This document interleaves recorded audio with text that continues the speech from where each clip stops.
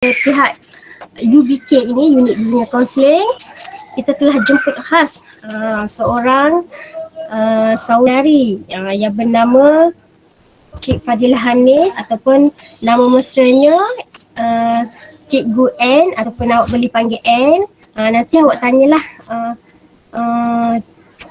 jemputan kita nanti nak panggil Cikgu N ke nak panggil Cik N. Awak tanya dia dengan lebih lanjut tau. Okey. Beliau ni merupakan seorang graduan daripada Health University dan sekarang ni sedang buat master di OUM KL. Okey. Kita jemput khas supaya panel kita ataupun jemputan kita ini boleh membantu anak-anak dalam menjadi orang yang lebih asertif untuk diaplikasikan semasa berkomunikasi dan interaksi dengan orang lain lepas ini. Maksudnya tujuan utama kita pada hari ini adalah untuk memberi anda semua sesuatu yang lebih baik lah. Okay? Harap-harapnya sebegitulah. Okay? Tanpa membuang masa lagi, kalau Cik Fadilah Hanis sudah bersedia, okay, cikgu jemput sekarang. Okay ke? Cik N.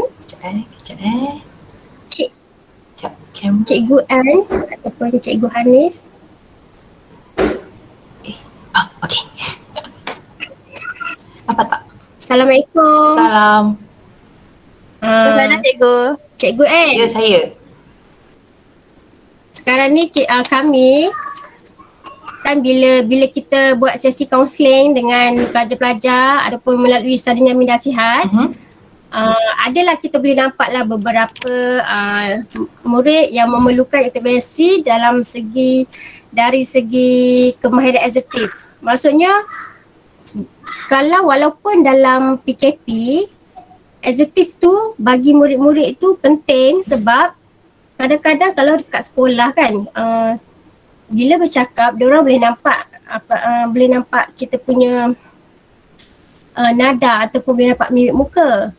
Tapi kalau dah jadi PKP macam ni, belajar online, diorang banyak lebih kepada chatting ataupun WhatsApp. Jadi bila diorang terima pelawaan, diorang tak tahu ayat mana yang diorang boleh guna supaya diorang tu boleh jadi asertif.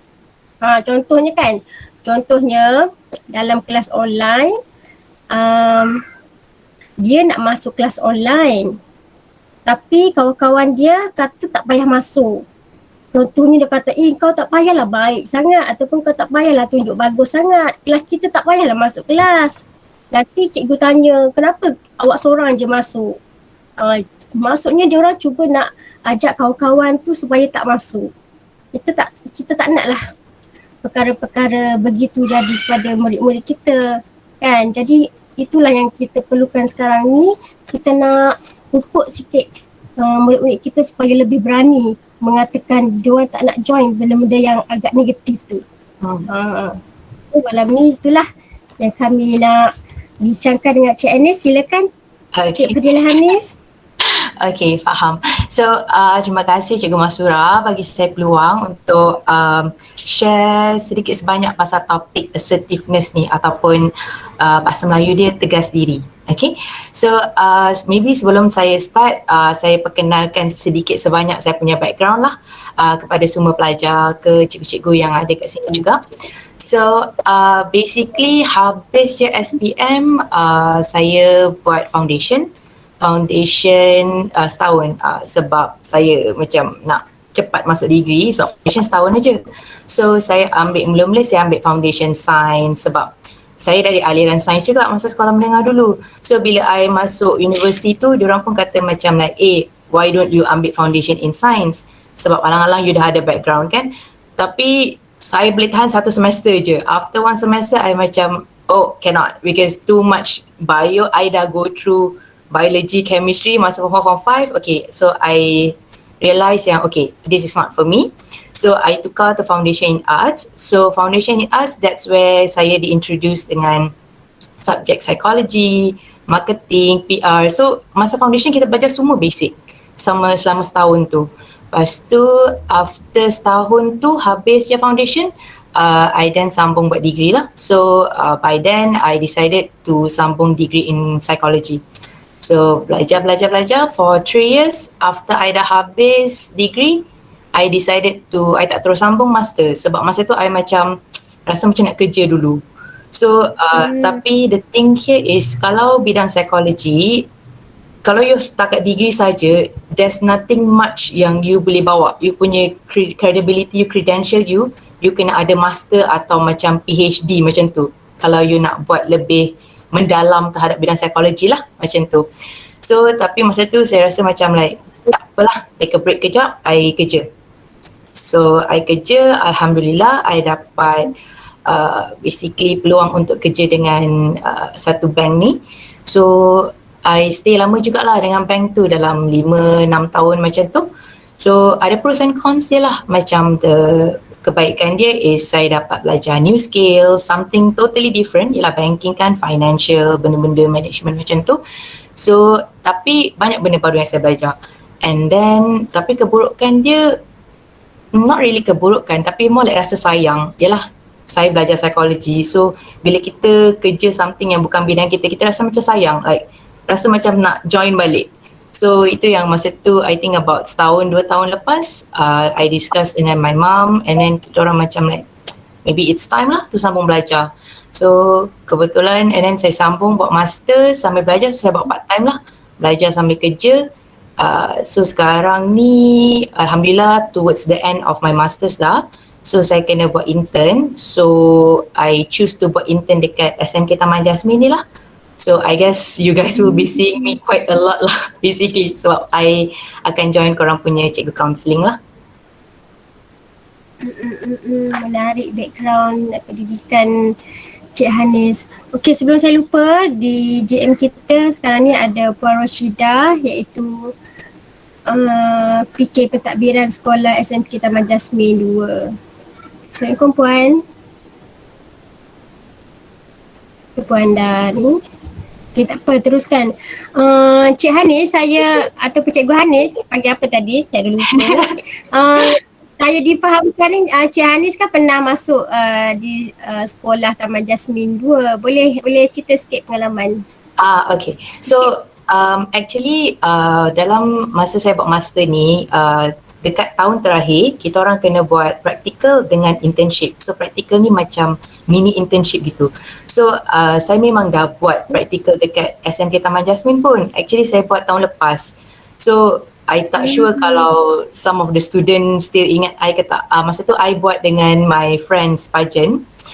So the both of us kita orang buat intern kat situ. Tapi kita orang buat like hari Isnin dengan Selasa ke atau Isnin saja. Macam seminggu dalam sehari, 2 hari macam tu.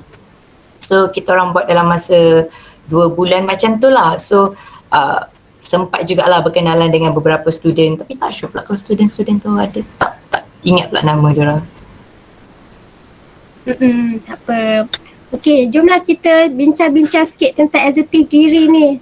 Saya rasa tak sabar untuk penjelasan ataupun panduan-panduan supaya kita semua boleh jadi assertive. Sebab saya sendiri pun saya rasa perlu untuk tingkatkan kemahiran tersebut. Okay. Sama juga dengan murid-murid kita kan? Sure, no problem.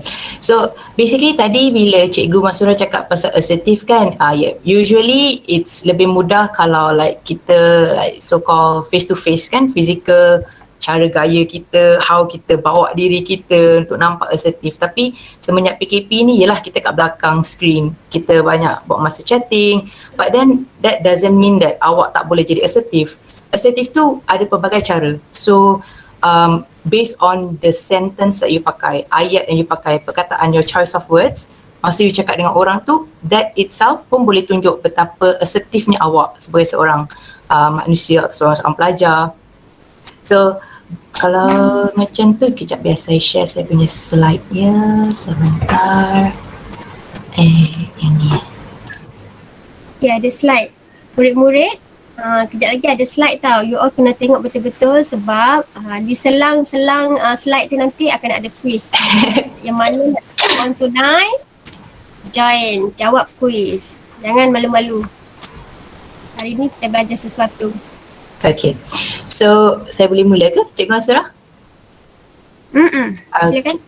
So basically seperti yang Cikgu Masyarah cakap tadi, assertiveness atau dalam bahasa Melayunya dinamakan sebagai tegas diri.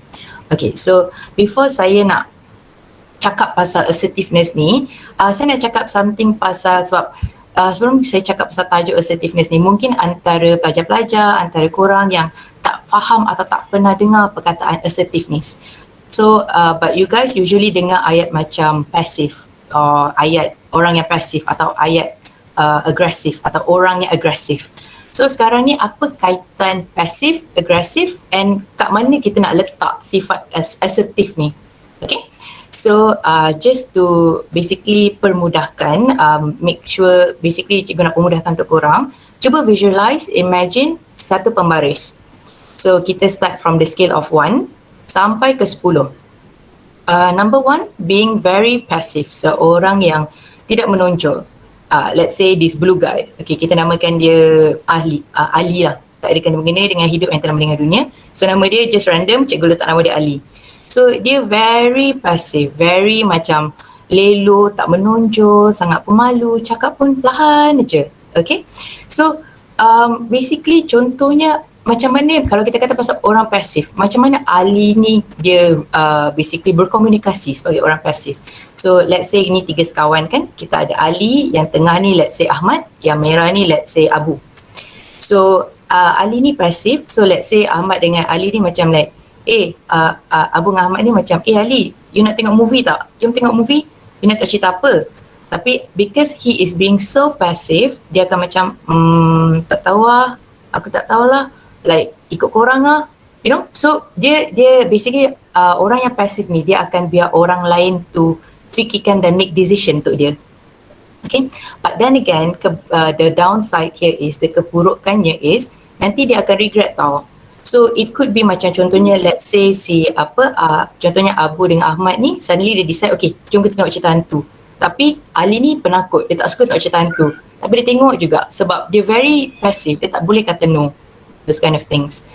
So and then biasanya kalau orang yang pasif ni, dia akan rasa apa? Dia akan rasa low self esteem, sebab dia akan rasa orang selalu salah faham dia. Orang salah faham kat dia mungkin sebab orang lain tak tahu apa yang dia nak, tak tahu apa yang dia suka sebenarnya. And also dia akan maybe rasa macam dipergunakan atau dimanfaatkan, ataupun macam you know, because like bila dia rasa macam like, apa guna I ada kat sini, because korang bukannya nak dengar pendapat I pun. Like you tanya I setakat nak tanya je, tapi you tak kisah pun apa jawapan I. So itu keburukan orang yang pasif.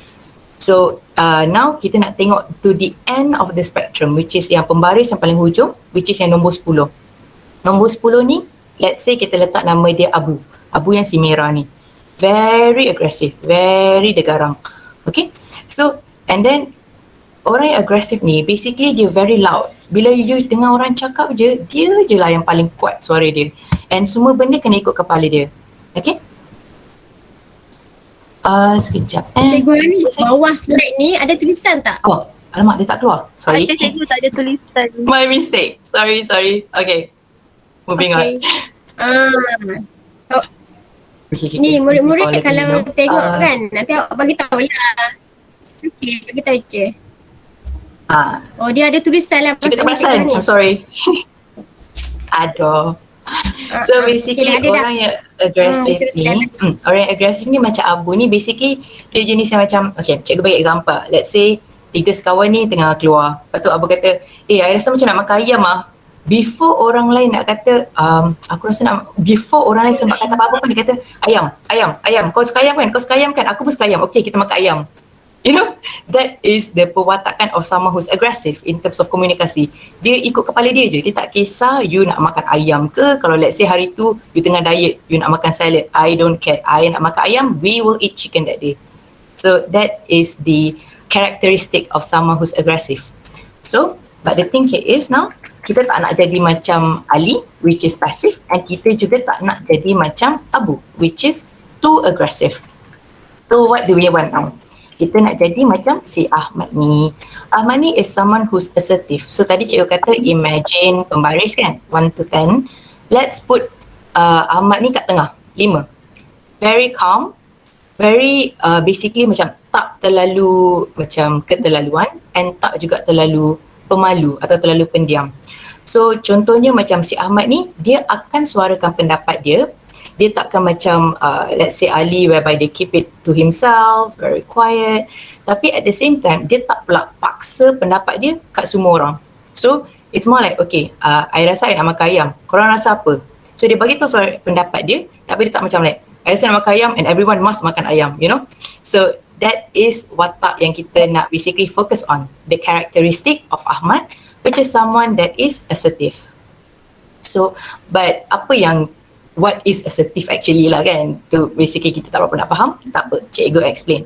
So the next slide ni, cikgu akan explain apa sebenarnya definisi assertive ni. So assertiveness ni, first things first, it is a healthy way of communication. Meaning that dia cara komunikasi yang sihat. Macam cikgu bagi contoh tadi lah, tak terlalu agresif macam Abu and tak terlalu pasif macam Ali. You jadi assertive, jadi Ahmad nombor 5, whereby you still get your point across without hurting anyone, okay, any party. So the next thing here is, benda yang penting yang patut tahu, definisi untuk assertiveness ni is the ability to openly and honestly express your feeling. Maksudnya, kemampuan you untuk menjadi jujur dan terbuka untuk meluahkan your own pendapat, your own perasaan and your own kepercayaan. Okay, because you know this is basically you sendiri bagi tahu orang lain, you communicate what your need is, apa yang you nak, apa yang you rasa. Tapi jangan sebarang cakap juga. Yang penting sekarang ni, another key point yang you guys should pay attention to is definisi assertiveness is you tak violate personal rights of others. So apa maksudnya is you tak langgar hak peribadi orang lain. Simpler way lah, you menghormati pandangan orang lain dan juga pegangan orang lain. So meaning that yes, you have the freedom, awak ada kebebasan untuk menyuarakan dengan jujur pendapat awak, tapi at the same time, you also must respect others people opinion and their views of whatever diorang punya perasaan, diorang pendapat, you also have to take consideration on that and also be respectful lah. Okay, so the next one here is, but kalau cikgu terlalu cepat, please let me know lah. Like you can leave in the message or just buka mic. Sometimes cikgu can be too fast. Oh, okay. Okay, so next one here is, so what does it mean to be assertive? Okay, tadi cikgu dah cakap pasal definisi. So apa actually in another word lah to be assertive ni? Ada 5 key point untuk jadi assertive. Okay, so first key point here is you kena stand up for personal rights and boundaries, meaning that you berdiri untuk your hak sendiri, untuk sempadan peribadi you. Meaning that you sendiri, you set up your own boundaries, you set up your own sempadan. You yourself determine, you sendiri yang decide, okay, what is my boundary? Boundary is not something according to orang lain. Orang lain tak decide, tak buat keputusan untuk apa boundary awak. Because this is yourself, you are entitled to set up your own boundary. You have to remember that, okay? So, sempadan ni, dia boleh jadi dari segi emosi, fizikal, tempat, harta benda, masa pun boleh. Anything you want. Like I said, it depends on you. You sendiri yang decide. So, contoh lah, cikgu bagi contoh. Let's say you suka your personal space. You know, kita ada certain orang yang macam like, okay, I suka my, ruang peribadi you. You tak suka orang macam sentuh-sentuh you. Lepas tu kita ada kawan yang very manja, very yang macam like, suka peluk-peluk, datang-datang je peluk-peluk. I'm sure we have those yang macam very manja punya kawan. Bukannya kita tak suka dia, tapi kita sendiri, kita rasa tak selesa keadaan macam tu. Sebab kita ada ruang peribadi kita. We need our own personal space. So, when that happen, don't be scared. Just nyatakan yang, okay, I'm sorry but I'm not comfortable bila you masuk into my space. Bila awak dekat dengan kita, I tak suka lah you sebenarnya gesek-gesek kat I macam tu. Because it goes back to how you cakap and apa niat you. Niat you nak halau dia, nak gaduh dengan dia ke, ataupun you sekadar nak bagi tahu dia, okay, ini sempadan saya and you dah cross over my boundary. I just letting you know, this kind of thing. Ataupun let's say sekarang, okay, belajar online kan. So kelas selalu pagi, lepas tu sometimes kita duduk rumah, biasalah main game sampai lewat malam. Lepas tu and then kawan-kawan selalu macam text, jom lah, satu lagi game, satu round. But we know satu round will never end at satu round. It's gonna be 1 round, 2 round, sampailah either phone you mati ataupun seorang dah tertidur. So if let's say you tak selesa at that point of time, you boleh set up a boundary also. Boundary like I said just now, you boleh jadi masa. So you boleh lah kata member you, okay guys, you know what, okay, I boleh main dengan you tapi pukul 10 atau pukul 11 I tak boleh, I memang kena tidur. Kalau tak besok confirm I tak boleh bangun. So this is how you set your boundaries, and it's nothing wrong to set your boundaries because it's your own right to hug you. Okay. So secondly, okay, ni yang penting, say no without feeling guilty. You boleh kata tidak tanpa rasa bersalah. So one thing that I notice, tak tahulah culture kita ke ataupun memang we are so used to, kita dah terbiasa macam susah sangat nak kata no. Kita bukannya kata no sebab apa, kita susah nak kata no sebab kita nak jaga hati orang. Kita macam like, alamak, Kang I kata no Kang, dia marah. Kang I kata no Kang, dia tak suka I. Like, you know, we have this kebimbangan dalam kepala kita yang sampai yang buat kita rasa macam like, tak apalah walaupun saya tak selesa dengan benda ni, saya buat je. Because it's easier, lebih mudah untuk saya buat daripada lebih mudah, basically lebih mudah untuk saya buat benda tu daripada saya nak kata no kat awak. Okay. Tapi no tu lagi berat. Yes, no tu lagi berat. But then you have to fikir balik. At the end of the day, apa hak? You ada hak kat diri you kan? Like yes, people, sebagaimana orang tu ada hak untuk suruh awak buat something, orang tu ada hak untuk ajak awak juga ada hak untuk kata tidak. Always think of it. Whatever that they say, if they say please or whatever, you can still say no. Okay? So contoh, let's say your friends ataupun your special someone ke, okay, ask you to do something yang you tak selesa nak buat. Maybe like share gambar yang tak senonoh, for example. And then they always use the, apa panggil, like reverse psychology gitu. Maybe you sayang I tak, I rindu lah kat you, nak tengok you sikit. You know? So, but you rasa tak selesa. Kan? So, you rasa tak selesa. Exactly. So, you rasa tak selesa. And then, you say no. And then, usually, jarang lah kalau kita kata no, diorang macam, okay, thank you, saya faham. You know, usually diorang akan cuba juga, try juga. Macam like, alah, kata you sayang kat I, kenapa tak? And then, if diorang tak main cut macam tu, you tanya balik, kalau you sayang kat I, you patut respect I bila I kata no. So, jangan rasa tergugat bila orang yang you sayang atau someone that your friend, your family ke benda suruh you buat benda yang you tak nak, yang you tak selesa. Because bila you tak selesa, that is your body hinting you about something. That is not what you supposed to do. So, kenapa kita nak ignore basically red flag yang badan kita bagi, yang kita punya basically gut feeling kita bagi, and kita nak dengar cakap orang lain, you know? Because we never know what's gonna happen. Nowadays, everything is possible, especially online. Like, once it's there, you know? So, and then, or let's say contohnya, your friends ajak to do something, you know, like be adventurous, try something, you know, something that is different, apa benda. But the moment you feel macam uncomfortable atau you rasa macam like, macam tak berapa nak betul je, just say no. And then, but I think I get why people susah nak kata no, because kita tak tahu nak cakap apa lepas tu. Contohnya macam no, kita tak macam, kita kena bagi alasan, betul tak? Kita tak macam like, oh no, kita macam like, no tak nak sebab bla bla bla. And then selainnya kita macam like, kita, alamak aku nak bagi alasan apa ni? Apa sebabnya ni? Tapi you have to think of it this way. You can still say no without excuses. Because like if let's say diorang kata macam like, kenapa tak nak? Ya, ayat diorang selalu macam ni. Kenapa tak nak? Kenapa tak nak? Saya tak nak sebab saya tak nak lah. If really you rasa, because you macam nak kata, you punya hak, you ada hak untuk kata tidak, and diorang tak ada hak untuk tahu kenapa tidak. Do you get what I mean? So meaning that when I say no, of course there's one way where you can say, oh no sebab blah, like you can share your excuses lah. Or you can also maksudnya tak semua kena ada ni kan? Exactly. If you feel that I memang tak ada reason lah, I just rasa macam I tak nak share gambar I, contoh, sebab dia tak ada, I memang tak terfikir pun, just say no. Alright.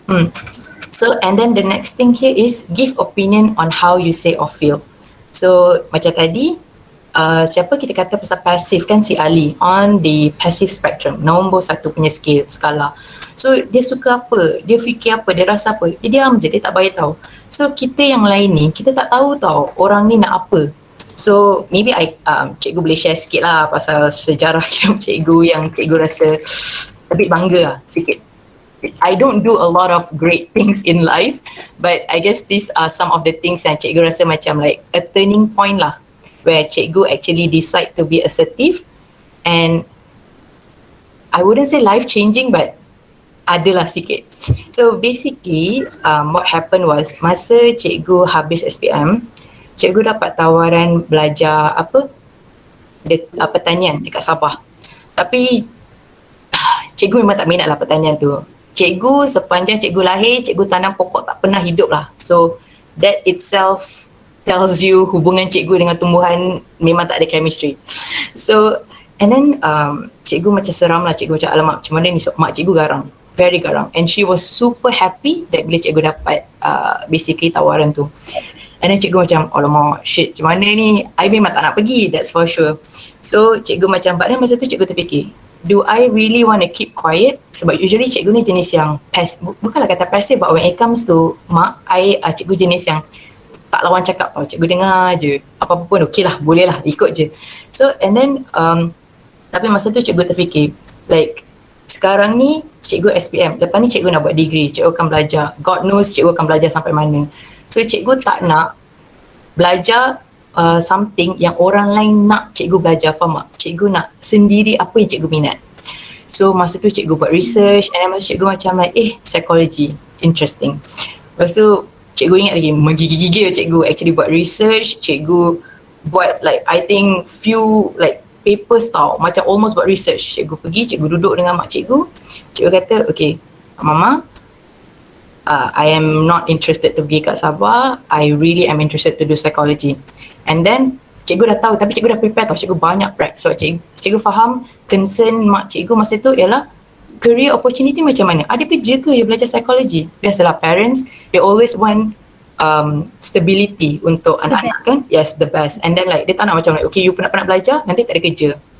So and then cikgu dah buat research, cikgu siap kata okay, I dah agak you nak tanya benda ni, these are some of the career opportunity.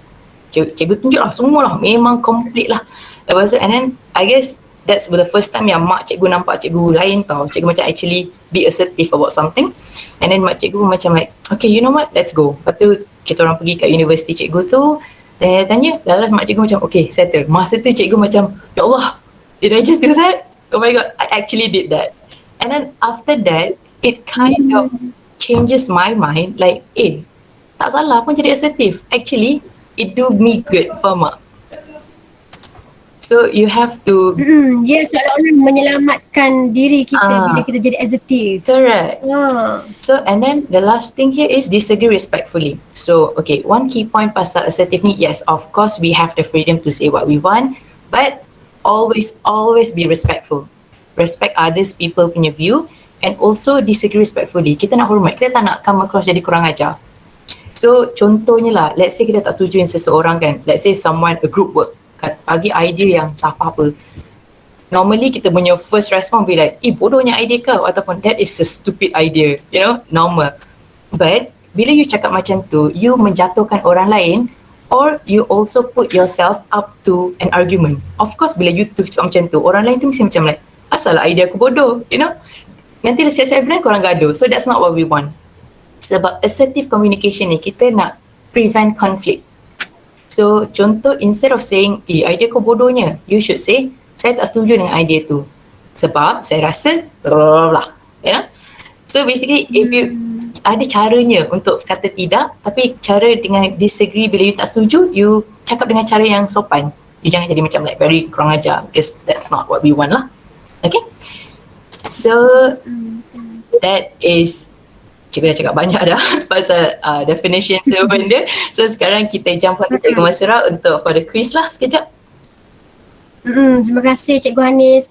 Okey, maksudnya tadi murid-murid, kalau secara dari segi definisi dia tadi cikgu boleh tangkap lah, assertive ni kalau dia punya definisi dalam bahasa Melayu dia lah macam ni, dia keupayaan diri kita ataupun keupayaan individu itu menyatakan apa yang ada dalam fikiran dia sama ada positif ataupun negatif.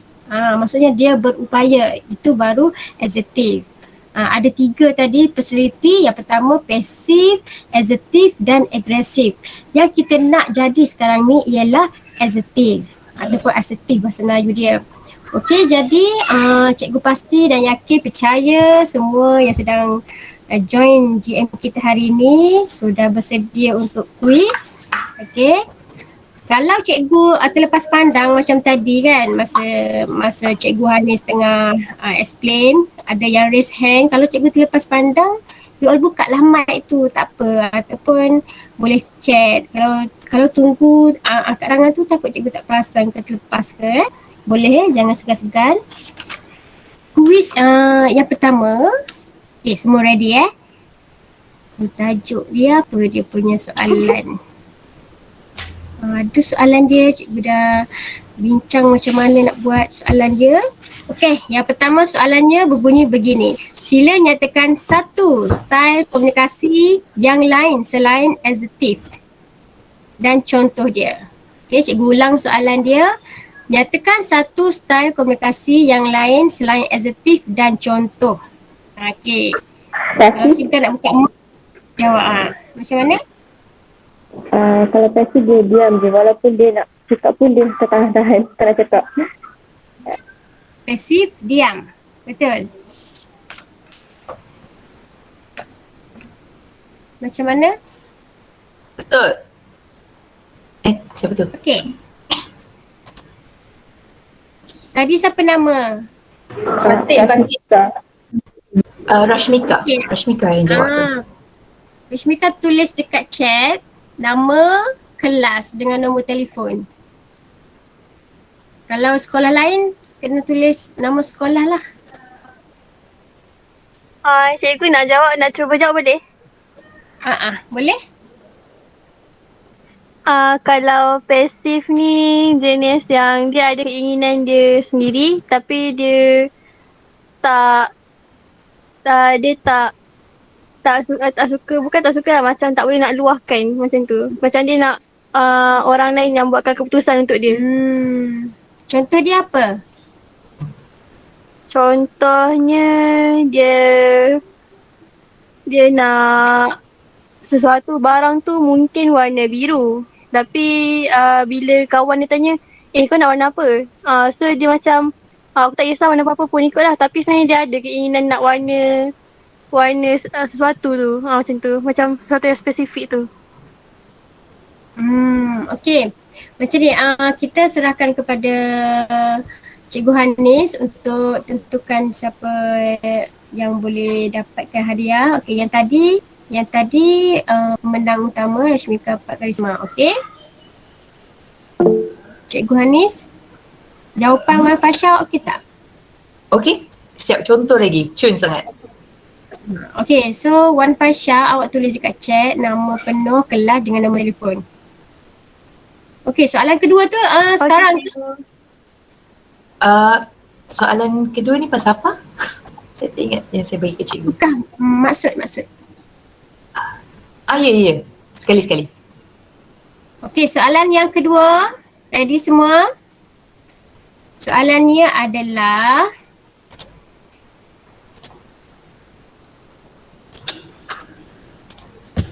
apakah maksud assertive? Simple saja. Apakah maksud assertive? Tegas diri. Bertegas pada diri sendiri. Kita nak ambil yang mana satu dulu ni? Cikgu rasa kena tulis chat lah. Okey. Ataupun kena sorang-sorang. Bukan terjemahan kepada perkataan assertive tu tau. Maksud dia. Okey. Kan tadi cikgu cakap ada 5 key point kan nak jadi assertive. So basically yang ni cikgu bagi 2 orang lah. So seorang bagi 1. Okey. Yang betul, tepat, Misha Bella, Natasha. Tegas diri Trishan. Kalau tegas diri tu you translatekan bahasa Melayu ke bahasa Inggeris. kita nak definisi. Kita tak nak translation. Terima kasih kerana mencuba. Misha Bella Natasha dekat chat dia dah jawab, keupayaan individu menyuarakan apa yang ada di fikiran sama ada positif atau negatif. Betul lah dalam bahasa Melayu dia definisi assertive tadi. Misha Bella tulis kelas tulis nama penuh, kelas dengan nombor telefon. Rashmika, cara komunikasi yang sihat, kurang tepat, boleh cuba lagi. Okay, Adam Hakimi, kurang tepat. Okey, tak apa, kita boleh gerak ke soalan seterusnya. Rasanya soalan seterusnya tu untuk the next round. Okey. Yep. Okey semua, okey kita kembali fokus kepada slide kita. Sikit lagi kita nak jelaskan kepada awak semua tentang topik ni tau. Okey, silakan Cikgu Hanis. Jangan risau, kita ada banyak lagi round quiz. Okay, so next one. Sekejap mana cikgu punya slide ni? Okay, let me see.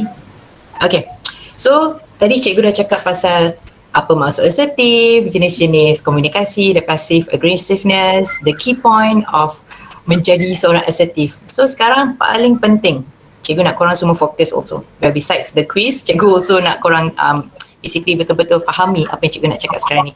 So sekarang, how to be assertive. Macam mana kita nak buat jadi assertive ni. Okay. So macam mana nak jadi seorang yang assertive. So cikgu nak pemudahkan korang, cikgu bahagikan kepada 3 bahagian. So badan, which is body, and then mind, minda, and bahasa, language. So sekarang kita cakap pasal body first. So apa maksud how to be assertive like body wise. Okay. So first things first, eye contact. Okay. So eye contact ni, for someone that is assertive, you kena langsung dan tegas. Okay. Langsung meaning you tengok eye. You jangan macam you tengok tapi mata you macam melilau. Segi pandang atas, pandang bawah, pandang kiri, you know. No. You look into that person's eye and then cakap. So that itself tunjuk yang you confident nak cakap dengan orang ni. So but then of course you jangan pula like tenung, tak berkelip, you know. That is too aggressive lah. Nanti orang macam kau nak telan aku ke apa. Like you know, hal tenung non-stop ni. So we don't want to, you know, make people uncomfortable. But then also kita jangan pula macam bila cakap dengan orang pandang bawah, very passive. Like it shows that you tak confident. So what do we need to do here is you direct eye contact. Okay, this is something yang cikgu belajar lah. Sebab dulu cikgu pun ada masalah nak pandang mata orang tau, picit mata orang ni. Sebab macam tak tahulah segan ke malu ke benda. So how another way kita nak maintain eye contact, tengok something yang basically you focus on something yang close to dia punya muka. You boleh fokus kat hidung dia, you boleh fokus kat dahi dia. So meaning that you still nampak mata dia but without directly looking into dia punya eyeballs, if you get what I mean. Okay, so itu yang penting. Eye contact will tunjuk yang you assert, yang you macam like confident dengan diri you. So next thing here yang you kena tahu is posture badan you. So bila for someone who's assertive, posture badan dia, they always practice posture yang terbuka. So what do I mean by posture yang terbuka? Dia tak macam, contohlah kalau imagine kalau you cakap dengan seorang and orang tu macam like, you know, cross their arm and then like cakap dengan you, it give the vibe macam like this person tak nak dengar apa yang I cakap. Like, apa benda, orang ni marah kat aku ke? Ataupun like, sombongnya tak nak dengar I cakap. So that is not how you should do it. You should be relaxed, but at the same time, jangan too relaxed. You jangan macam like, you know, like, jangan.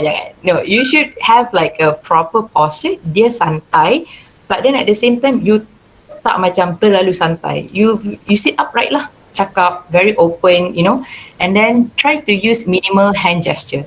So, you know, macam cakap, like you boleh lah pakai sikit-sikit. Tapi jangan pula macam, oh no. We are not swimming here. Kita bukan like, unless you're doing sign language, then maybe. But if you're not, try to keep it to minimal. So that orang focus more on your words rather than your hand gestures. So next thing here is facial expression. So for someone that assertive, dia relax, dia calm, dia very calm. Dia tak marah sangat and dia tak anxious sangat. Muka dia macam relax, macam tenang aja. So let's say, dia taklah macam like, let's say you marah dengan someone, you geram gila dengan orang dia, you gigit bibir you, sampai berdarah bibir you.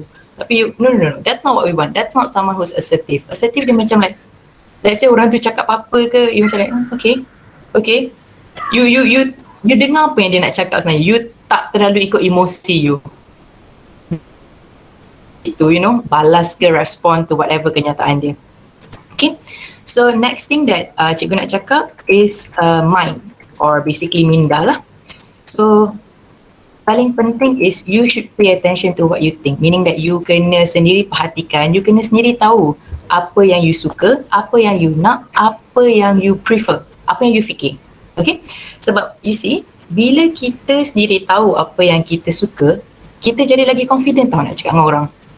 So sebab let's say you suka something, lepas tu cikgu out of nowhere kata, taklah kau tak suka benda ni. No, like who am I to say you don't like the things that you like? You get what I mean? So you should know what you like so that you will be more confident when you cakap pasal benda yang you suka. So macam bila cikgu minat like psychology kan, bila cikgu cakap, mata cikgu macam like wow, macam dah bersyarah dah. So because I really like and enjoy psychology, so you should do the same with whatever that you like. So secondly is, ni yang penting, you have to constantly remind yourself, ingatkan diri you yang your ideas and opinion are as important as everyone else. So tak kisahlah idea you rasa, sebab ni cikgu perasan kan, macam sometimes kita tak cakap dengan orang, kita tak menyuarakan pandangan kita tak tanya soalan. Kenapa? Sebab kita takut what if orang fikir soalan I bodoh, like nanti orang fikir soalan tu pun nak tanya ke, like kita risau, kita hidup dengan banyak sekali kebimbangan. Alamak, kita takut sangat apa perspektif orang terhadap diri kita. Nanti orang ingat kita bodoh. Tapi memang kita tak tahu. At the end of the day, the reality is if you don't know about something, you don't know. By you not asking, you will still remain unknown. Faham tak? So maybe cikgu boleh share this one pepatah lah, Chinese proverb cikgu pernah dengar. But obviously cikgu takkan cakap bahasa Cina lah, cikgu translate dalam bahasa English. Basically, basically pepatah dia keluar macam ni tau. He who asks a question remains a fool for 5 minutes, but he who does not ask remains a fool forever. So translate, cikgu simplify balik, basically those yang tanya soalan, someone that bodoh tanya soalan, dia akan kekal bodoh untuk 5 minit je. Kenapa? Selepas 5 minit dia dah tahu jawapan tu. He's no longer a fool, he's no longer stupid. Tapi if he who does not ask, dia tak tanya pun, then he will remain stupid forever. Faham tak? So bila you tak tanya, you tak tahu apa you tak tahu. And I know sometimes, what if I tanya tapi I tanya ni salah, or the things that I nyatakan pandangan I tapi pandangan I salah. It's okay. Bila you nyatakan pandangan you it's salah, orang betulkan, at least now you tahu, okay I salah, I will betulkan. Rather than you tak tahu you salah, you keep on living with the idea that you betul. So, and then maybe you share this like wrong ideology to other people. So it's not going to be helpful to you or towards others. So please do not belittle your idea or your opinion. If you rasa nak tanya, tanya. If you rasa nak cakap, cakap. Okay? So next thing here is timing and context. Okay, ini penting jugalah. So ini nama dia tengok tempat, tengok masa lah. So of course you can basically express yourself whatever and everything, but you kena ikut masa jugalah. Kalau contohnya, let's say you dekat meja makan, semua tengah happy-happy makan, tiba-tiba you macam like, ada satu benda lah nak cakap ni, you jangan tiba-tiba macam, oh I decide to be assertive now and then, that kind of thing. You have to sendiri fikir, it's gonna be up to you to determine, is this the right time, is it the right place for me to be assertive and talk about this topic now. Okay, so next thing here is language. Okay, so language ni, I tak tahu kalau korang pernah dengar, practice using I statement. I statement ni basically kenyataan I. I ni boleh jadi saya, aku, you lah, basically yourself. Okay, sebab what happen here is, bila kita cakap dengan orang, especially bila kita marah dengan orang, kita tend to use penggunaan kata kau, you, kamu, like sebab kau lah, that kind of thing. Contohnya macam like, kau yang buat benda ni, kenapa kau tak buat? Sebab kau lah aku macam ni. So when you use that word, it sounded as though macam it's blaming. Of course, at the same time you are angry, you are telling the other person that you are angry, you're upset with this person. Tapi at the same time, bila you cakap macam tu, that sentence kan berbau macam attack tau, macam you tengah attack orang ni. So bila orang, kita human, bila orang attack kita, apa kita buat? Kita defense lah, right? So bila kita defense, bila orang ni macam, oh kau yang buat ni, Bila kita defend, asal aku buat, apa yang aku buat? And then start lah gaduh. And then bila seorang dah attack, seorang dah defend, suara dah naik, no one is listening to whoever is talking. So there's no input output, there's no two-way conversation. Okay. So basically gaduh kosong je. So instead, cikgu bagi contoh lah. Let's say contohnya you nak pakai ayat macam like, kenapa you tak pernah dengar? You always tak dengar I. You memang tak faham I. Let's say this is the word kan. So bila you dengar ayat cikgu tadi kan, you kenapa tak faham I? You selalu buat I macam ni. You selalu tak dengar cakap I. Dengar macam kita blaming the other person kan. So rather than kita buat macam tu, kita tukar. Kita gantikan you to I. So how kita nak buat benda tu? Kita buat macam ni. I rasa macam you tak faham I. I rasa macam you tak pernah nak dengar cakap I. Boleh tak kita duduk dan berbincang? Boleh tak kita cakap? See, bila kita tukar, the tone of the sentence has been neutralized, if you get what I mean. Previously, dia dengar macam very aggressive. So, and then now bila kita tukar, it kind of like jadi tenang sikit. So, when both are calm, bila duduk tenang, then only the other person be like, lah, I tak tahu you rasa macam ni. Like, kenapa? Is it anything? You know, that's how you be assertive without actually macam like gaduh. Kita tak sebenarnya cakap gaduh, you know, that kind of thing. You can still, you of course kita human, something kita rasa marah ke orang, but that doesn't mean that you patut marah orang per se. So that is practice using the I statement. And the next one is non-threatening language. Jangan guna bahasa yang mengancam. So ni contohnya macam orang agresif lah. Dia akan kata ayat macam like, cubalah buat cara aku. Kau tak nanti kau siap. Ataupun like, kau buat lagi, nyesal kau nanti. Like, hello, we are not becoming abu here, okay? We are not becoming aggressive people here. We want to be assertive. So, like I say, previously cikgu dah cakap, like, kita respect orang lain. Kita cakap, orang lain tak nak buat, kita tak boleh paksa. Sebagaimana orang lain paksa kita buat, tapi kita tak nak buat. So, and then the last but not least is clarity. Clarity maksudnya penjelasan. So, usually bila kita cakap pasal something, kita tend to tak jelaskan dengan penuh. Contoh lah, let's say you gaduh kan, I don't know, whoever lah, could be your friends, your family or your special someone, your boyfriend, your girlfriend, and then you kata, you ni boleh tak jangan macam ni? Standard lah ayat kita, you ni so boleh tak macam ni?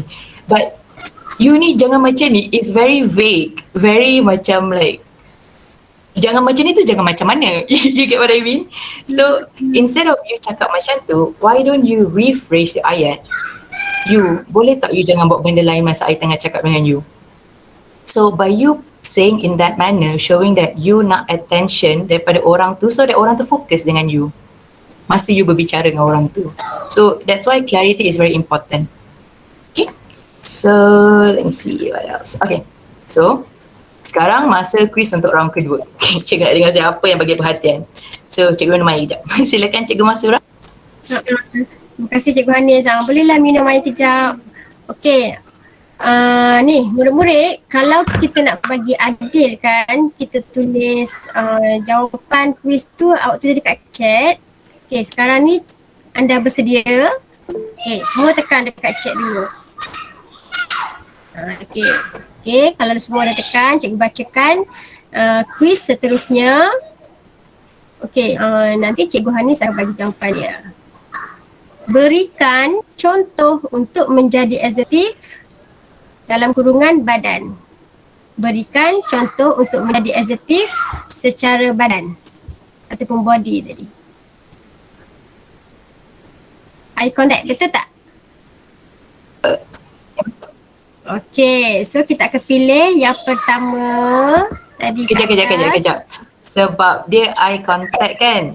Tapi tadi Mahalakshmi dah menang ke tadi? Mahalakshmi dah menang ke tadi? Menang. Tak. Belum lagi. Tadi Okay. Rashmika. Okay. Then okay. Okey, jawapan dia yang sebenar memang ada eye contact ke? Tapi body Eye kan? contact, tapi I prefer direct eye contact lah. Tapi but since Mahalakshmi is the first one and dia pun kata eye contact, okay lah, boleh lah. Jawapan dia sebenarnya eye contact tau, you all, bukan sekadar eye contact tau, tapi dia direct. Kalau eye contact sekejap tu tak apa nak tepat. Tapi okey, hari ni Mahalakshmi terpilih untuk memenangi wang tunai. Okey, seterusnya. Soalan seterusnya bersedia. Berikan contoh untuk menjadi adjektif dari segi minda. Berikan contoh untuk menjadi adjektif dari segi minda. Okay, I think I saw Muazzam bin Masnizam. Siapa dulu? Minda. Muazzam.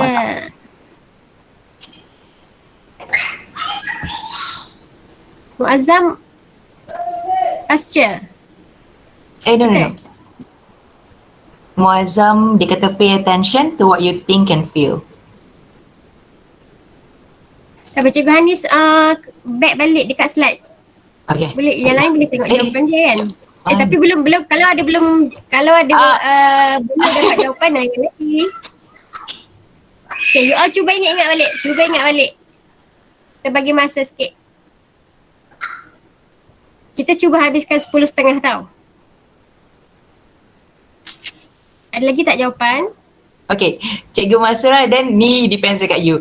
So Muazzam is the first, tapi dia punya answer pay attention to what you think, feel. Tapi Nurul Balqis second, tapi dia punya jawapan dia lebih lengkap. Pay attention to what you think, feel, want and prefer. Ni memang betul-betul my slide ni. Kita ambil yang lengkap tu. Okay, so Nurul Balqis kan? Apa tadi? Nurul Cikgu Balqis Aini dan binti Cikgu Umi Syarudin. tengah catat ke? Boleh tak tulis siapa yang menang? Nak tengok. Kejap tau. Yang lain terima kasih kerana mencuba. Tak apa. Tapi kita ada soalan lagi, Belum menang lagi. Kita cuba untuk next quiz tau. Okay, jangan putus asa. So nampaknya Jaya Amal ini lebih komplit lah dia punya ayat dia tu. Ayat dia Tak, sebab apa nama tadi? Mana dia? Alamak, I ambil lose jawapan you. yang betul. Nurul Balqis kan? Dia lambat sikit. Nurul tak, kalau you scroll atas sekali, Nurul Balqis nombor 2. Nurul Balqis tolong. Pay Ya. attention to what you think, feel, want and prefer. Okay. Okay, so kita scroll bawah. Alright, betul-betul. Nurul Balqis yang lebih Okay, yang ini kita bagi pada Nurul Balqis. Yay. Kalau boleh, yang dah menang tu kita bagilah peluang pada orang lain kan. Tapi Okay, at the same ada time, lagi kita satu. nak tengok juga awak cuba jawab. Okay, satu lagi soalan quiz untuk topik ini. Berikan contoh untuk menjadi adjektif dari segi bahasa. Okay, bahasa pula. Apa contoh dia kalau orang adjektif? Junior, kejap. Mana dia? Itulah, baguslah you all ni cikgu. Tengok you all ni jawab tu kan. Bertalu-talu. Okay, bagi masa Nur sekejap, Fatin cikgu tengok. Insyirah. Alright, tahniah. Okay, yang belum mendapat tempat lagi, jangan putus asa, cuba lagi, kita dengar lagi. Next slide. You all stay dulu, ada okay? next round. Jangan lepaskan peluang untuk kita dengar ini. Cikgu Anis. Ya, saya? Tishan tu lagi yang atas kan daripada Nur Fatih Insyirah tu. Kejap, saya sabar je. Tak. Tishan bawah Nur Fatin Insyirah. Oh, okay. Kat sini saya Tishan kat atas ni. Okay, tak Oh, ya ke? I tak sure. Cuba Cikgu Mastura Dekat tengok. cikgu pun t-shirt atas. Oh, then Tishan lah kot. Sebab kat saya punya side nampak Fatin dulu. So t-shirt, tuliskan siapa t-shirt.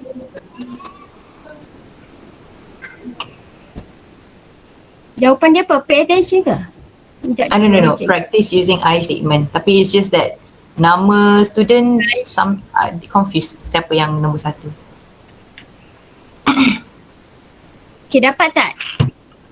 Cikgu Aini dapat tak? Kalau dapat, Dapat boleh masuk dalam t-shirt, tolong catatkan kelas dengan nombor telefon.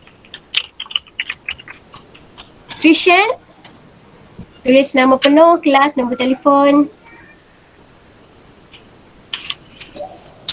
Okay, Cikgu Hani dah boleh bersedia untuk next slide. Okay. Tak apa Fatin, cuba lagi. Ada lagi. Ada lagi soalan, trust me. Serius, ada lagi 2 round. Yang penting you all bersedia di keypad masing macam ni. Okay. So cikgu sambunglah balik. Sekarang tadi cikgu cakap pasal macam mana kita nak jadi orang yang asertif kan? Badan, minda, bahasa. So sekarang kita nak tengok teknik nak jadi asertif. Macam biasalah kita nak yang tadi cikgu cakap sebelum ni macam mana, but very vague, not very detailed. Sekarang ni teknik, skill kita, apa exactly yang kita boleh buat untuk nampak lebih asertif. So first things first, we call it as broken record ataupun rekod rosak. So as the name sound, you repeat tapi the key point here is you repeat tanpa meninggikan suara. You ulang basically kenyataan you tanpa basically meninggikan suara. So contohnya macam because you see, bila kita bagi pandangan kita and usually our answer is different than apa yang orang expect. Contohlah orang kata, tolong I buat something. And then bila you kata no, first diorang mesti macam tak sangka you akan kata no to me. And secondly, diorang akan fikir, diorang akan macam tak percaya, macam almost tak dengar yang you kata no dekat diorang, that you just decline them, you know, that kind of thing. So what you need to do here is on this basically menggunakan teknik ni, you ulang balik.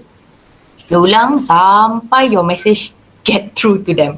So cikgu bagi contoh lah. So let's say korang mesti ada banyak group work kan, kerja-kerja berkumpulan. Let's say lah tiba-tiba out of nowhere dalam satu group tu ada seorang tiba-tiba nak lantik you. Cikgu saya rasa dia nak patut jadi ketua ni. Let's say Emma. Cikgu nak Emma jadi ketua. Emma boleh. Tapi you sendiri, you tak nak jadi ketua, so you ada banyak kerja lain. You ada banyak tanggungjawab lain. So what you do here is, you katalah dekat kawan you, I tak nak jadi ni sebab I ada banyak tanggungjawab lain. Tapi dia still macam yelah, like I say, usually kita cakap sekali dia tak makan. So and then dia kata macam, apa pasal pula, kau kan pandai jadi ketua, buatlah. And then again, tanpa meninggikan suara, sebab kita nak gaduh dengan orang ni. Kita just nak menyatakan your side. So you katalah, saya faham awak rasa saya mampu jadi ketua, tapi memang I terlalu busy sekarang, I ada banyak sangat benda. And then if they try again, keep repeating the sentence sampai they get the message. So this is how we use the broken record punya technique. Okay. So next stop here is fogging. So fogging ni basically kabus, macam berkabus lah. So basically how the technique ni is like you acknowledge, you akui bahagian kritikan yang orang bagi tu, tapi tak menjawab kritikan lain. Okay, let's put it this way. Cikgu bagi contoh lah so that lagi jelas kan. Let's say ada orang kata, bilik kau ni kotor dan bersepah. Kau ni memang pemalas betul Okay. So this is orang tu punya ayat. So how do you use the fogging technique being an assertive person? So you akan kata, kan bilik aku ni agak bersepah. So you get what I mean. Dia punya ayat tadi, bilik ni kotor dan bersepah, tanda seru. Kau ni pemalas betul, tanda seru. You acknowledge and you agree hanya sebahagian daripada kritikan dia and you are ignoring the other one. So that is how you use the fogging technique. So that nanti orang tu akan rasa macam bukanlah you are totally tak dengar I, tapi you macam okay, bilik kau ni bersepah. It's like, saya tahu bilik bersepah. Kemaslah sikit. Saya kemas. You know, that's how you use the fogging technique. So next thing here is positive inquiry. Okay, this is very interesting. Positive inquiry ni basically what it meant was inquiry yang positif lah kalau cikgu direct translation. Dia how to handle positive comment. So bila orang puji you, give compliment, give praises, how do you handle this basically this situation? Cikgu notice sometimes bila orang lain puji kan, contohlah, kau ni lawa lah. Kita either kata macam like, I know right? No, kita tak nak come across very macam like, riaknya, I know right? So we do not want to use that kind of statement. Or another thing yang cikgu always nampak, kalau kita puji, kau ni lawa lah. Orang tu akan kata macam, mana ada, aku tak lawa lah, kau lagi lawa. Totally, orang bagi puji, tolak, mana ada. So, itu langsung tak menerima pujian orang pun tak bagus juga. So, how do we go about? Contohnya lah. So, it is important to menerima compliment, but it is also important to how to respond balik and bagi positive feedback bila orang compliment kita. Contohlah, cikgu bagi contoh ada orang kata, cantik lah baju awak tu. Lepas tu, and then you kata, thank you, I jumpa kat Shopee dengan kata esok ada sale 88. Jom lah kita check it out sama-sama. You see? Then the conversation make more interesting rather than contohnya, cantik lah baju kau, oh thank you.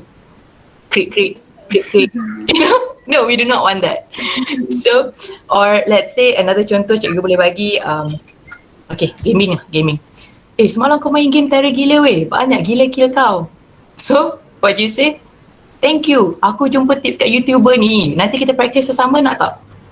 See? So it doesn't then like, kau ni terror betul lah, aku tahu. You know, like, then you kalau imagine, kalau you cakap dengan orang, aku tahu, then kita nak cakap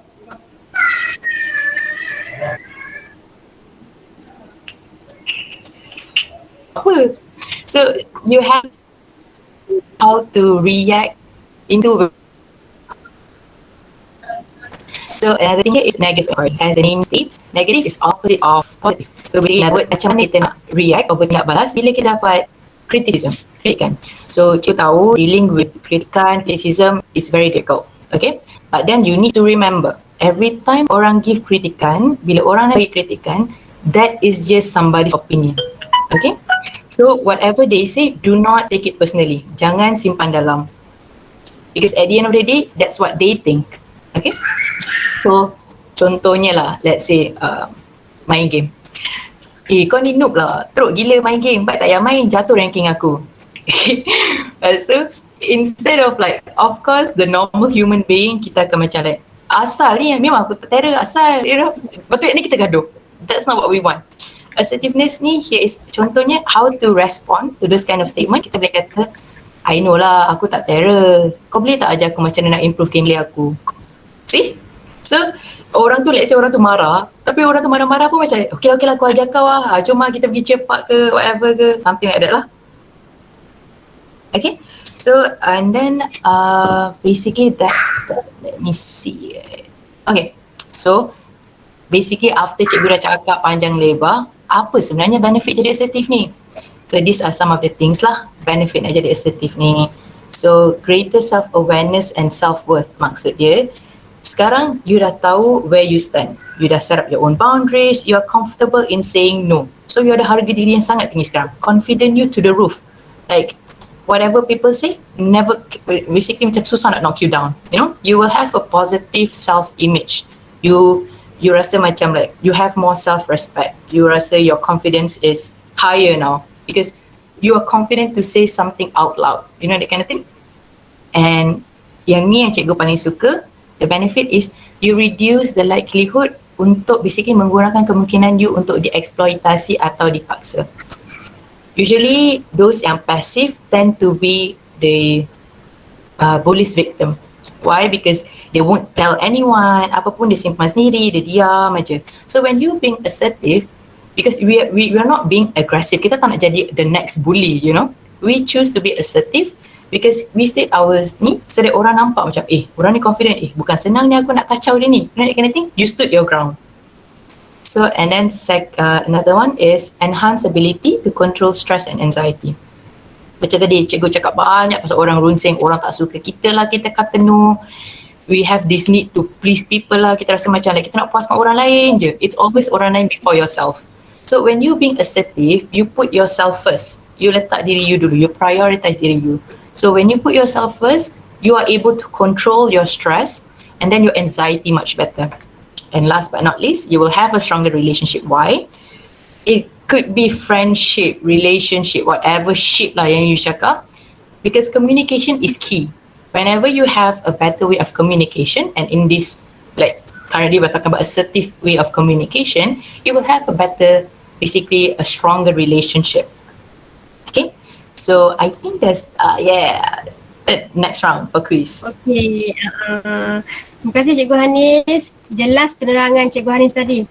Okey, memandangkan kita pun dah kesuntukan masa, kita pergi laju-laju pada soalan quiz seterusnya. Okey, semua dah ready dekat chat masing-masing.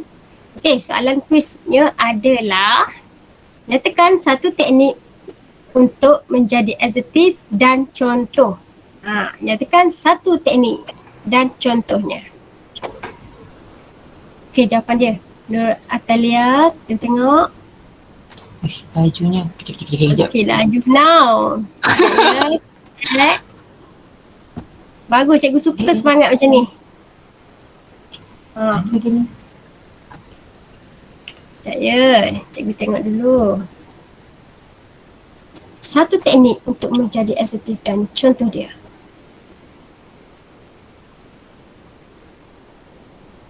Ada nampak dah? Sekejap ya, cikgu bagi masa kat kita orang tengok. Mana dah? Ha. Ramai jawab broken record.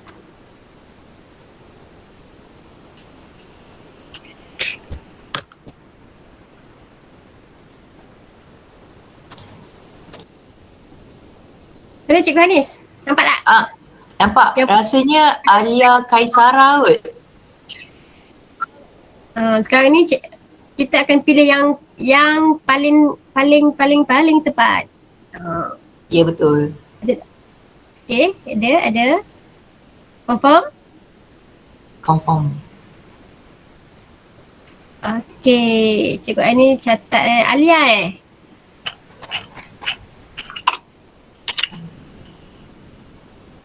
Alia Kaisara binti Muhammad Faizal. Okay, Alia. No, kelas, nombor telefon. Okay, soalan kedua. Boleh kita gerak soalan kedua? Kita nak habis masa dah kita ni. Okay, soalan kedua adalah, okay, anda stop tulis jawapan yang tadi. Kita pergi jawab soalan lain. Berikan kebaikan menjadi asertif. Kebaikan menjadi asertif. Beri satu saja. Berikan satu kebaikan menjadi asertif.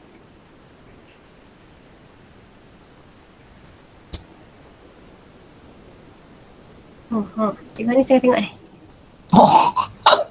Laju no. Kejap. Juling mata I. Yalah. Kebaikan. Cikgu kagum dengan you all. Jawapan macam copy paste. Kan? Right. Rajin. Macam ni yang kita nak, gigih. Okay, I think yang ni Khaira Iman binti Kharul Nizam. Okay, dah dapat seorang. Okay, lagi satu kan? Slide ada lagi ke slide? Penutup je. Okay. Ambil satu lagi ke ni? Kita nak ambil ni. Ada dua. Yang ni I rasa untuk dua orang ni. Kejap, let's see who's the next one. Okay. Yang seterusnya sama juga, soalannya sama tapi cikgu nak jawapan dia lain daripada yang atas. Berikan satu kebaikan menjadi asertif tapi jawapan yang lain daripada yang dah ditulis. Dan dia ada beberapa jawapan tadi kan, untuk menjadi asertif ada beberapa kebaikan. Okay, ambil yang belum ambil lagi. Ayo, siapa tulis broken heart ni? Navina Shri, are you okay? Jangan broken heart lagi. Teruskan. Sampai ke barisan terakhir kita pada malam ini. Okay, the next one, I think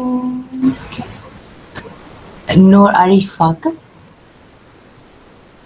I tak tahu. I dah confused. Mana? Jawapan dia apa? Stronger relationship. Cikgu, saya kita tengok. Kebaikan menjadi asertif kan? Yes. Bukan ni. Inilah Aida ni cikgu baca ni.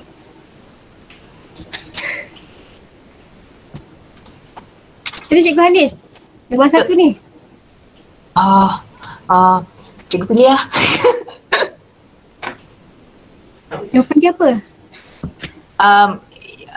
It could be stronger relationship pun betul juga. Ya, Yang mana? Bagus So- yang satu karisma 017 960 960 9554. Cikgu Azlinda tengah tulis yang mana tu? Yang terbaru ke?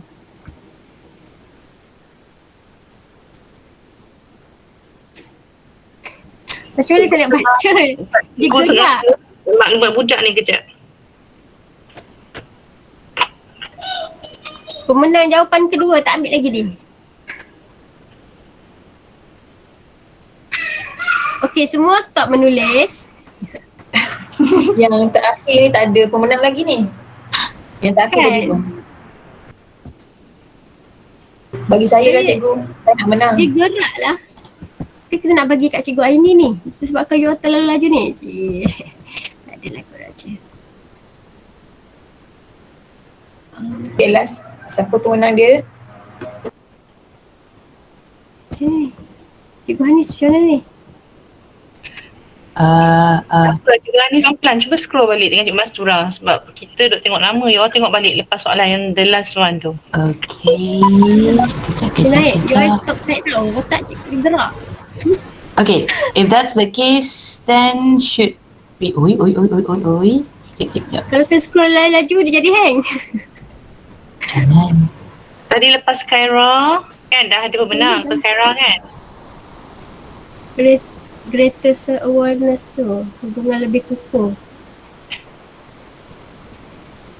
Okay, so kita nak, I sebenarnya torn whether I should go for Nur Arifah Soleha ataupun Arifah dengan we can also go for di manakah? Mana dia? Nur Fatin Inshira.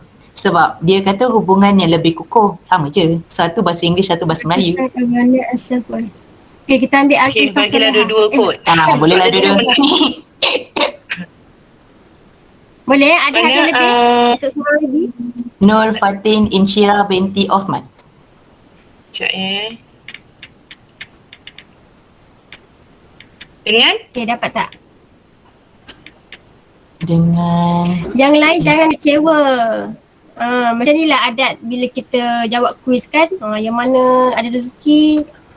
Tapi yang penting then awak kalau kena macam menang di hati tu, cikgu-cikgu semua. the next one yang lain sikit should be Nur Atalia Badrisha dan sebab dia bagi jawapan lain, dapat control stres dan keresahan.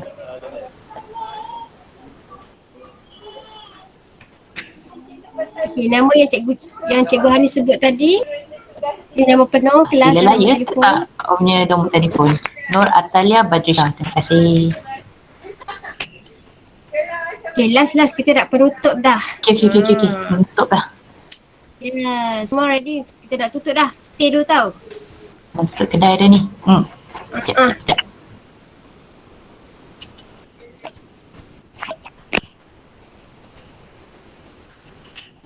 Yang menang tahniah, yang belum menang jangan putus asa, okay? Cuba lagi. Kalau ada rezeki. Kita ada lagi ni ke untuk ni? Boleh bagi orang lagi ke? Ke dah penuh? 10 je, dah cukup 10 dah. Okay. Cukup dah. Okay, kita penutup lah. Okay, so kita di penutup. Di manakah? Okay. So basically, how cikgu nak tutup benda ni, some of the takeaways or the tapau basically to just sum up lah cikgu punya talk hari ni pasal assertiveness is assertiveness equals to strength. Maksud dia, assertiveness tu maksudnya kekuatan. Usually people tengok orang yang bersifat pasif, orang akan tengok dia orang sebagai orang yang lemah tapi baik. Dia tak pernah gaduh, dia dengar je apa kita cakap, very baik. And then kita selalu tengok orang yang aggressive ni, someone who's very, dia ni kuat lah, like very berani, very outspoken, confident to the roof, you know, that kind of thing. Right. Tapi, but the thing here is you have to understand, being passive does not necessarily mean you're being kind to yourself. Menjadi pasif tak semestinya awak menjadi baik ke diri awak, dan aggressiveness tak juga maksudnya kekuatan. Itu aggressive can be a lack of control. Awak tak reti nak control awak punya your loudness, you know, your over the topness macam tu. So basically true kindness come to those who are assertive. So meaning that kebaikan sejati datang dari mereka yang bersikap tegas, those who are assertive. Sebab mereka dapat bersikap baik tidak hanya pada diri mereka dan juga kepada orang lain. Okay, and last but not least, when you speak assertively, bila you cakap dengan tegas, it shows one thing, that you show that you believe in yourself, you show you're confident in yourself. So building assertiveness, bila you membangunkan ketegasan dalam diri you, ia adalah satu langkah untuk menjadikan diri you the best version of yourself. So bila lagi you nak jadi assertive kalau bukan sekarang. Okay? So sekian saja cikgu punya talk for today. Terima kasih kerana sudi mendengar. Let me just ada dah dah. Baiklah, So terima now kasih, Q&A. Hanis. Any questions? Terima kasih tak? Berdasarkan daripada penerangan Cikgu Hanis tadi, kita boleh simpulkan bahawa orang-orang yang asertif ni, biasanya mereka ini berterus terang dan mudah difahami mesej dia tu oleh orang yang menerima mesej tu. Maksudnya orang-orang yang asertif ni biasanya dia rasa dia berhak untuk luahkan hak dia kepada orang lain. Sebelum kita tutup kita punya GM, apa kata awak buka semua kamera untuk kita screenshot. Cikgu, Bukalah dulu kamera tu. kalau saya nak tanya satu soalan boleh tak? Cikgu, bye cikgu. Boleh, silakan. Nanti dulu jangan keluar lagi. Kita ambil gambar Bukalah dulu. kamera sekejap, kita ambil gambar. Cikgu pun nak berkenalan dengan anda semua. Cikgu, Ha. Cikgu nak tanya satu soalan boleh tak? Kamera selfie rosak cikgu. Siapa tu? Okey, mana Nak bagi luar pada orang Fasyad tanya ni. Uh, Silakan. macam ni, saya sebenarnya kadang-kadang tu saya tak pasti dengan Hello, kenapa senyap? sifat saya sendiri. Kadang-kadang tu saya pasif. Kadang-kadang tu saya pasif, kadang-kadang tu saya yang bersikap Aggressive ke assertive? Assertive. Okay. kadang-kadang tu saya tak tahu nak buat keputusan macam mana. Saya macam tak apalah, suka hati kau nak tak kisah. Tapi kadang-kadang tu saya rasa macam Saya tak dengar ni sayang. Tak. Continue pasal. okay. Kadang-kadang saya tak keputusan yang saya buat. Kadang-kadang saya macam nak orang dengar cakap saya selalu. Tapi macam lebih fikirkan perasaan orang. Macam saya nak orang tu ikut apa yang saya cakap. Okay. Ikut apa yang saya punya idea apa semua. Tapi saya takut diorang tersinggung.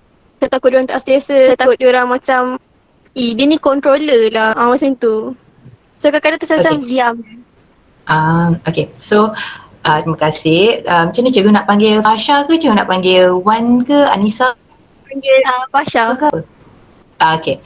So very normal. Apa benda yang you rasa tu, because not everyone stuck to a specific communication style. That tak semestinya, okay, I aggressive je, I passive je, I assertive je, not necessarily. There are moment yang, like you say, you are assertive, there are moment yang you passive. Because like, kita tak semestinya kita tahu everything selalu, you know that kind of thing. And then macam tadi you highlight, you kata, you takut nak menyuarakan pandangan you takut nanti, nanti orang fikir you control it. Then you have to think balik, how you cakap, how do you menyuarakan pandangan you. So of course, like I said lah, one thing that you need to remember, you are not responsible of what other people are feeling. So meaning that, of course you have to be respectful. You kena cakap dengan cara yang baik lah. So you jangan macam kurang ajar pula, you know that kind of thing. You menyuarakan pandangan you dengan cara yang sopan. Let's say orang tu tersinggung, orang tu terasa, is that your fault? Are you at fault for saying what you want? So bila you nak tanya benda tu kan, you always fikir, kalau I tak bagi tahu, kalau I tak suarakan pandangan I akan menyesal tak nanti? Because at the end of the day, kita tak nak you menyesal.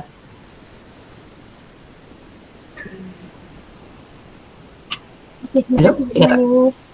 Wan Fasha, Sama-sama. kadang-kadang eksekutif ni ada orang yang dilahirkan dan dia dibesarkan dengan suasana yang memang family dia asertif. Jadi kalau bagi kita ataupun murid-murid yang dia rasa dia belum asertif, kita kena berlatih, practice. Kadang-kadang dia terus, kita tak boleh nak ubah personality kita, tapi kita boleh try, okay. Hari ni try, esok try lagi. Contohnya kalau biasa dekat rumah kan, kita tengah buat quiz online quiz online sejarah contoh. Tiba-tiba abang kita datang, dek, kau tolong masak Maggi sekejap tak aku? Dan kalau orang estate, dia cakap, nak makan Maggi ke? Tapi aku tengah buat quiz ni, kalau lepas ni boleh tak? Itu kalau dia masih nak bantu abang dia lah. Okay?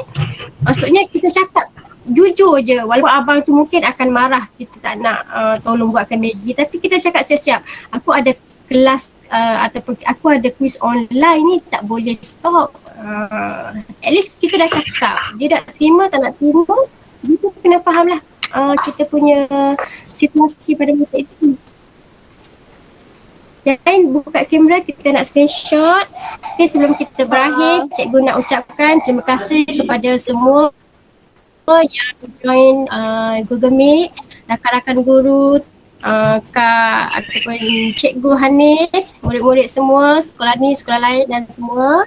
Thank you so much Tahniah. Kalau ada salah silap daripada cikgu cakap ni, sorry, minta maaf. Okay, cikgu sayang semua, cikgu-cikgu sekolah kita sayang anda semua. Harap dapat manfaat daripada perkongsian hari ini. Okay, Assalamualaikum warahmatullahi wabarakatuh.